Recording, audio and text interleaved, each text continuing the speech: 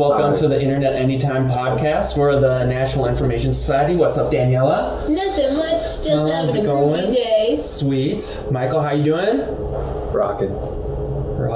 All right. So you guys ready? We should just get right into it, right? Let's get into it. We got an election coming up in 2 weeks. Are you guys pumped for that? I don't know if pumped is the right word. Pump's not the right word. You already voted today, you said. I did. I already voted. I sent it. Well, actually, yes, I sent it in today. So. Gotcha. I need it. I don't get a sticker because it was by mail, but it's here on my heart.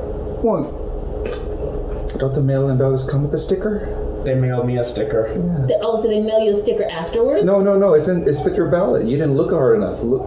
Yeah. There should be a sticker in there. I think I already threw away the envelope. Maybe you got a wrong ballot. Oh, no. It came with a sticker? Yeah, they come with the I voted sticker. Well, maybe that's just in California. Oh, that's right. You got a Michigan ballot. Yeah. That's right. Okay, so you're not voting on like any of the props that we are or anything like that. Not this time. But your Michigan vote is like more important. Exactly. Yeah. They needed me, so I was there. Yeah. Well, Trump needs all the votes he could get in Michigan. He's not getting my vote. Yeah. So we got a couple props here on our ballot that I kind of want to talk about. Which ones? Yeah, we got Prop 22 on the ballot. That's the one that's like about the drivers staying as independent contractors. Essentially, like the Uber related one, the Lyft one. I've been seeing all those commercials, and one commercial will be like, "Oh no, I'm a mom and I have a kid with disability. Vote no." And then the next one will be like, "I'm an Uber driver and I can't work all the time. Vote yes." And What does the no one say?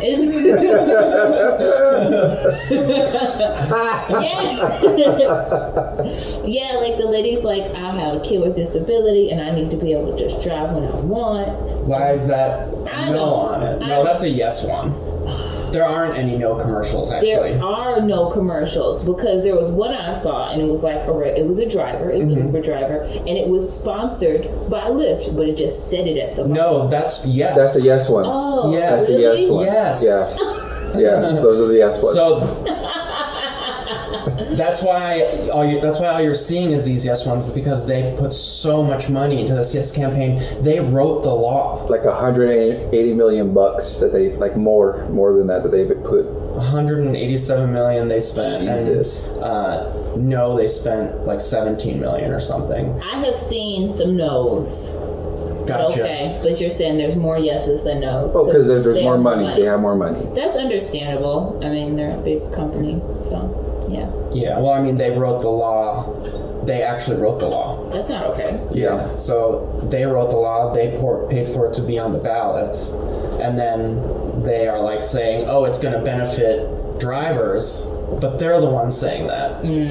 So it's all like a little misleading, from their point of view. That sounds very misleading. Yeah. Because people need health care. They need benefits. Well, so they are offering some benefits, which the healthcare benefit didn't look bad. It's like if you work something like 25 hours a week, they'll pay, or 30 hours a week, they're going to pay like 100% of the California ACA subsidy. I don't know how much that means. So like healthcare is subsidized, Obamacare, depending on how much you make. Okay. And your employer like sort of chooses how much. Like we don't really know that because we're always working as independent contractors, I guess. Okay. But yeah, so, and then if you have part-time, then they will like chip in. I mean, you're paying for your health care yourself anyway. It's just that it'll qualify you for subsidies. But there's still all kinds of other issues with it. Like they say they're going to pay you minimum wage, which they didn't have any kind of guarantee before. They say $3 above the minimum wage. Okay. You can work, but it's only while you're logged into the app and you've accepted a delivery or ride. And then once the delivery or drive is over, like meaning you've dropped off the passenger or you've dropped off the food, then you're off the clock at that point until you accept the next delivery. Well, that's one of the main issues, because you're just idling. And that happens a lot. Monica. Most of the time, sometimes as a driver, you're idling for, God knows how long before you get something. Well, it's not even the idling time. So let's say like you start off your day and you're just waiting for that first one. But if I go like drive a delivery up to the Beebs house or Kylie Jenner's, which is like far up there, and granted that's a good one because they'll tip you well, but then you have to drive all the way back down. You're not getting a delivery or a pickup up there in the middle of Calabasas or in the Hollywood Hills. Yeah, that's true. So at that point you log off, you have to drive all the way back down. And then while you're not on that clock, then you're not covered by their like insurance policy, like they have an injury. Oh yeah, if there's an accident or something. But you still have to do that. Yeah, but you still have to drive home. But yeah, or when you're driving to your first delivery, right? Accidents happen in those two moments like the most. Mm-hmm. And so they're exempting themselves from those times. And basically it's just like a horrible corporate law. So I kind of have to vote no probably, which sucks because it may eradicate these services in California. Well, that's what I wonder about it, because they talk about like Uber and all of them say that it's gonna they're gonna lose jobs here in California. I wonder how much. I assume that there's some truth to it, but I also kind of wonder how much is kind of like a threat on their part. Mm-hmm. You know what I mean? Like they're saying how much are they really going to lose jobs, and how much are they going to they're trying to say they're going to take away jobs in California. Well, they canceled their service, they had that last month, and then a judge put a stay until this vote happens. Really? Yeah, it was, I can't remember the date, but there was a Friday, and it was like Lyft and Uber are done. You want to be able to order it here in California. And that may happen again. The problem is that there needs to be like some sort of, it can't be all one way or the other way. Like this law is totally 100% written by the corporations with like no real driver input. Uh-huh. And it basically keeps everything the same for the drivers as it is now. You make them the same amount of money. You only have but they were already offering these same health insurance packets. Now they have to by law, but they were already available to us as drivers. Yeah. So they're not doing, with what they're trying to do, they're not doing anything extra. No. They say they are, and then there's other things that are messed up in it, which are that if you want to change the law in the future, make any alterations, both the state Senate and the House Assembly have to have a 7/8 majority. That's what's crazy about it, because they're essentially asking, they'll be the only company that has that rule. You know what I mean? So that's the worst part of it. Passes. If you want to make changes later, if it doesn't work out, it's almost impossible to make any. They're kind of setting up for themselves in the future, so they don't have to change shit. Right. They have full control. Up. But the thing is, too, it's some people out here who are like, oh my gosh, Lyft and Uber is how I get to work. So if I don't want to lose that service, let me vote yes. And they're also threatening to increase the charge for Lyft and Uber. And they're like, I don't want to pay more. Forget the drivers, I just don't want to pay more. That's going to happen, right? Because they're going to end up, Uber and all of them, if it doesn't pass, they're going to need to up their prices, right? That's going to happen to cover their costs. That's what they're saying. Well, they're actually saying that they're going to cancel the service in this state most likely. I have a hard time because it's too big of a market, right? No, dude. They will just cancel it because the amount of time that they need to spend to alter their app, so their business model is as such, and they're not willing to change it, I feel like that will be fine because somebody else will step into that vacuum. Right. There will be another service created that will step in and be like, okay, well, we're not going to make crazy amounts of money. Well, still will be crazy amounts of money. It's going to be a lot of money, but they're like, we're not going to make Uber and Lyft money, but we're going to treat our drivers. And I can imagine that if it doesn't pass, that they're not going to fight it in court anyways. Of course. Right. Still, yeah. True.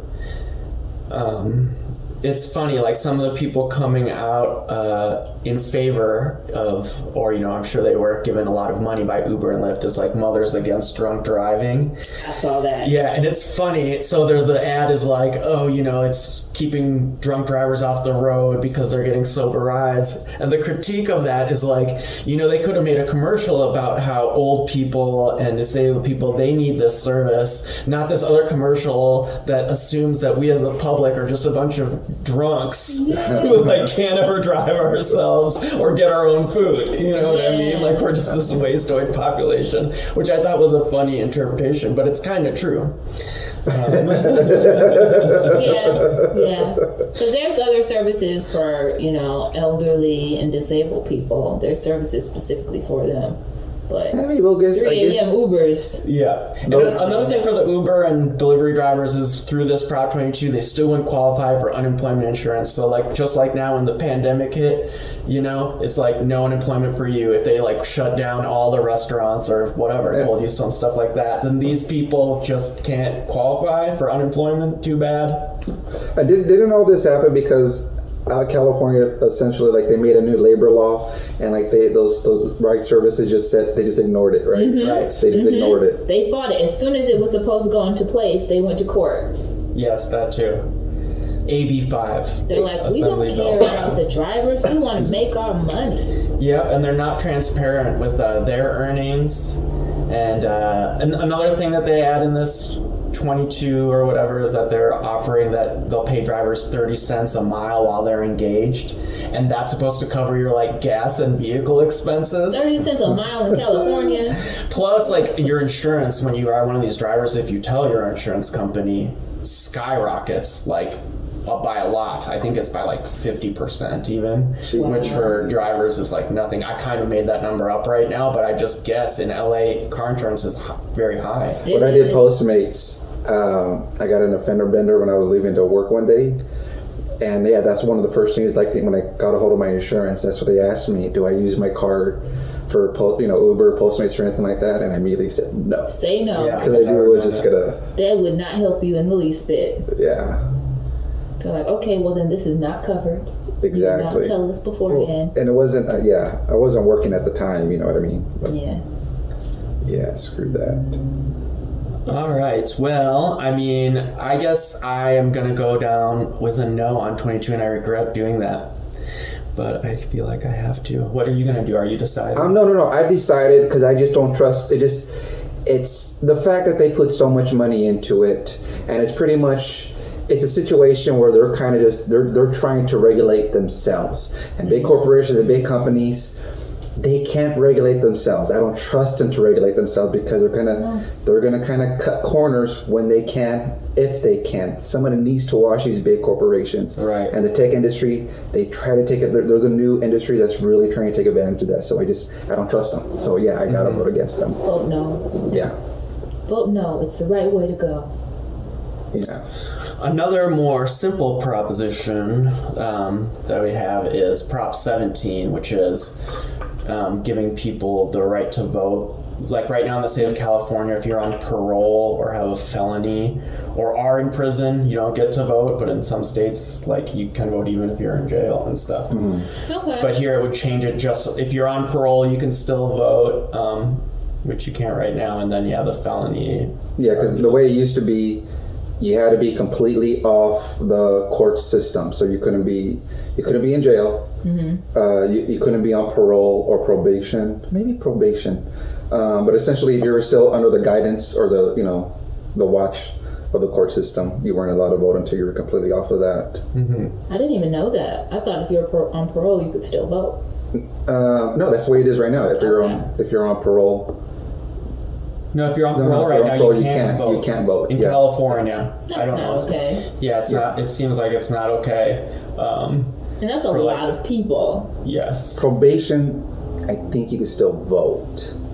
Shoot, I'm not 100% on. No, you can't. Probation or parole, either of the two. Or no, maybe it is probation. Yeah, there's a difference. Yeah, you're right. Because parole is just when you've been, Wait, so parole, you have to report to the parole office. You have a parole officer.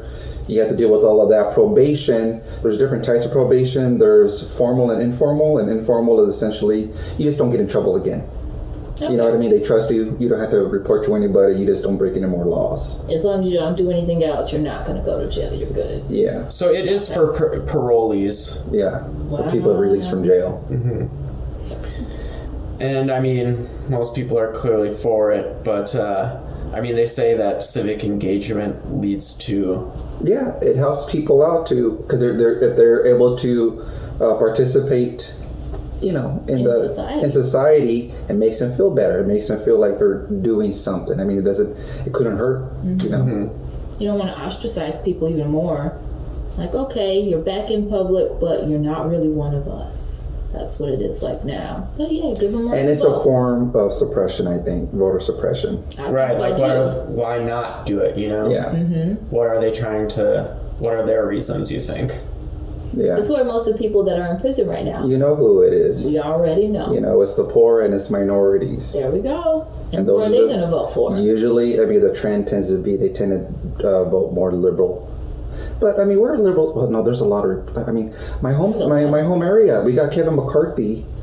He's like That's who represents Tulare County. No. He represents Bakersfield. You have Devin Nunes. Devin Nunes represents Tulare County, parts of Tulare County. He's actually, my hometown is actually outside of his district. It is. The district there is also shaped a little weird. I was sort of looking at it, right? They kind of bend around one of the cities. So he parts of Tulare County. So he's got Visalia, I believe, Tulare, and then like Porterville. My hometown is just outside of it. So he's not our representative, thank God. Kind of wish he was though, because then my folks and my sister could vote him out. The last time I was there, I saw like a bunch of signs for him. Yeah, because you're in Republic. I mean, that's why he's your representative. Yeah, it's red. It's red. It's. I just saw a tweet today. Someone was talking about people don't realize like California, like outside of they just think it's blue, but outside of LA and like San Francisco, pretty much the rest of the state is Texas. Well, I mean, that's the way they worded it. That's the way it looks. But if you look on the map, there's actually very few red representatives of the 54 that we have. Yeah, there's only a handful. Yeah. Okay, good. Most of them are Democrat. But like Tulare County, like I think every presidential race in the past 10 years, past maybe 6 elections up to Clinton, I think have all gone to like Republican president candidates. Like Tulare County went to Trump last time. Okay. Yeah. I'm not surprised, I guess. Yeah. Do you know who your representative is down in Inglewood, even though you didn't vote down there? You don't even know who it is. It's Maxine Waters. Oh, I thought she was just for LA. No, she's like pretty much Inglewood. She's like a local celebrity in Inglewood. Every time, everyone's like, Maxine! We went to a parade and she was out, and you would have thought that she was like, I don't know, a Kardashian. Everyone was like, Maxine, hey girl! And she was shaking hands, and I was like, oh, let me research Maxine Waters, because everyone loves her. I mean, I can imagine. She stretches down, so she's got Inglewood, down part of Torrance, and I don't think she gets all... Well, she might be Long Beach, too, and kind of gets all the way to the water there. Okay. I'm pretty sure if I look on a map. She has somebody running against her, though. An African-American man representing the Republicans, like an ex-Marine. Yeah, Marine. What's his name? He's not going to get it, because everyone loves Maxine. Yeah, she's too much of a badass. And then she does good things for the people, and she actually gets out and talks to people. Like so many of these people, you don't even see them until they're like, okay, the election's next week. Hi, guys. Right. I'm your friend. This Joe Collins guy, he seems like not the worst. I mean, the worst thing coming out of his mouth I saw was that he is calling Maxine Waters like a socialist or something. I don't know. It's just funny, but he has a 5-point plan for your neighborhood, which is not bad. He wants to rebuild the district together, make sure every child gets the education they deserve, bring high-paying jobs to the district, promote financial literacy, and to end homelessness. Everyone says nice things. That's what I was going to say. It's not true. I'll show you this other guy. He doesn't say anything. Oh, no. This guy at least says something. And he's like, I have these. And they're sort of like, is he a Republican? I mean, this sounds kind of lefty to me. Oh, he's a... yeah, well, he's running against Maxine. Yeah, he's Republican. He lost us already. That's all we needed to know. yeah, there's no way he's gonna win. But he doesn't seem like a horrible person. He doesn't seem, but it's kind of like when candidates are running, they're kind of like Miss America. I want to feed the children and stop world wars, and I would like world peace for everyone. And then they get in and they're like, we're not feeding those poor people. We need to kick them out of our district. I think it's more important to find out how they plan on doing these things, not just what they're going to do. There we go. So they'll be like, yeah, we want to feed the children, but how and with what money? What programs are you trying to start? They're like, well, we're going to get the people and we're going to do some things and we're going to be positive. God, I wouldn't want to be a politician. I wouldn't either. It's too much pressure. It doesn't sound like you actually really do anything. Like, other people do all the work and you're just the face of this thing, like spouting off sentences that other people sort of planned for you to say. And then you see this, like, I haven't watched it, but there's this movie called The Swamp or something. And it follows around like a few Republican House of Representatives dudes. But what it really shows is how much these guys are just really, and all of them are doing this, the Democrats too, are just constantly on the phone with donors trying to raise money for their campaigns. Wow. And these House of Representative people are like in these 2-year cycles. They have elections every 2 years. Mm-hmm. All of the seats do. So they're just constantly working on re-election. And literally there's like a room at the Capitol with phones, and these like by their staff are told like, you got to go in there and make phone calls for 5 hours today. Yeah, they have like they just budgeted into their time that they have to go in there, and they pretty much cold calling or whatever, calling whoever they need to get donations. Yeah, people have donated in the past, or grandma or whoever. And that's how like a lot of candidates are chosen, based on like what kind of name they have and what kind of money they bring in. Like I've heard this thing, like when there's like a new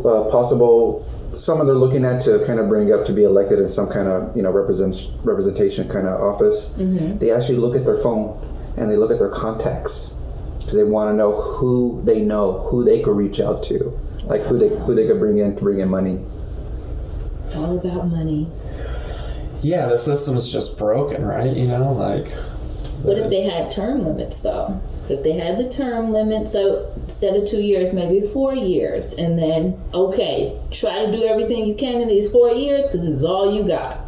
Yeah, that's what I think that the Senate should be like. That I do the Senate too. should be. They could just, as long as they don't get voted out, they can stay forever. That's how you end up with like Mitch McConnell and shit. They stay forever, and they're so disconnected from what their constituents want. They never go back home. They don't go. They live in Washington. They don't know what's happening in look at Dianne Pennsylvania. Feinstein. How old is she now? She's like 90. 89, I think. I heard she can't barely even function, is having a her staffer's very thing, she gets walked to her seat. They just sit her down. I had heard that. I haven't seen actual evidence, but I think a lot of those older politicians too, that they still have the old school mentality. They still think politicians are the way back when they were coming up, not realizing that things have changed. Society was different 50 years ago. Or Adam Schiff, our congressman who represents us here, right? So he's in charge of the Judiciary Committee, I think, or something. But it's what he was spending all his time investigating Trump, which I don't disagree with. But what's that specifically doing for our district right here? You know what I mean? I mean, yes, he has an important job, and he, somebody has to do it. But it's sort of he definitely was spending all his time doing that.